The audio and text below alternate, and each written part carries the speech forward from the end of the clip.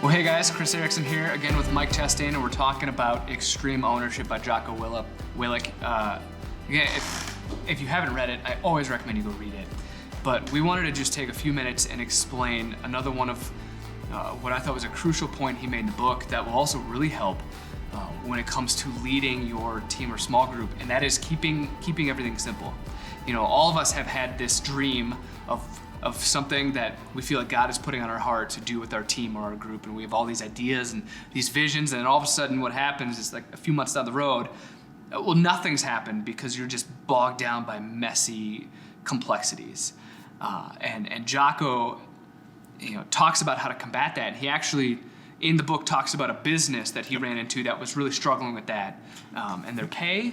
Yeah, it was more or less you had your normal pay, but then each month they would have bonuses, and they had a plan together of, okay, you have to do this to do this to do this to get a bonus. But in doing so, it was so complex and complicated that if someone walked in off the street, they couldn't figure it out. Well, even their smartest employees couldn't figure it out. This month I made more than last month. Last month I did the same exact thing, so why would I make less?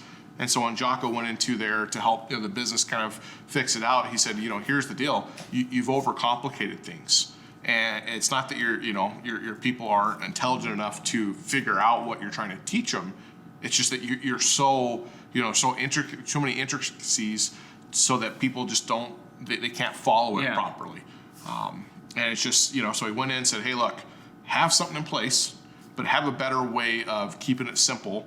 And explaining that to the people you're with so that they can figure out what's exactly going on. I loved, they thought, because I think it was like an engineering company or a tech company of some sort, and they thought it was clear as day and simple. And it wasn't until it was basically posed to them like, well, can someone off the street explain this pay grid? Mm-hmm. There was just no chance. Right. And I think sometimes that happens within our groups where we think, oh, it's so simple. But then we go to one of our group members and we're like, hey, to ask them, can you explain what we do in this group? And they're like, a little bit, or maybe, or like, I'm not quite sure, which really, really messes with the dichotomy of the group. Right. Because if they don't understand the exact reason why they're there or what they're doing, sometimes then all of a sudden the purpose goes out the window, and so does their attachment to the group. Right. Yeah. If there's no real clear mission or real clear value statement or what we're doing, you're not going to have people be able to follow you. It's just. So how have you kept your group simple? By just kind of taking an overview of what we're going to do for that semester, and just saying, okay, here's how we're going to do it. And we're just going to go, real quick, A to B, C to D. Instead of going A, B, C, D, E, F, G at once, we're going to start going, hey, we're doing this week. Next week, we're going to do this. And not to where it's so complicated to go, hey, if you weren't here in week 2, you're not going to get week 6. And if you weren't here in week 1, you're going to miss out on week 7 through 8 because you're just not going to understand it. Yeah. No, we're going to keep it as simple as possible because, people, of all different levels are in different understandings of their faith. If you're a new believer and you're thinking, hey, I want to take that step and grow, but this is a college course, I'm not going to grow. I'm going to be more reserved. I'm not going to participate.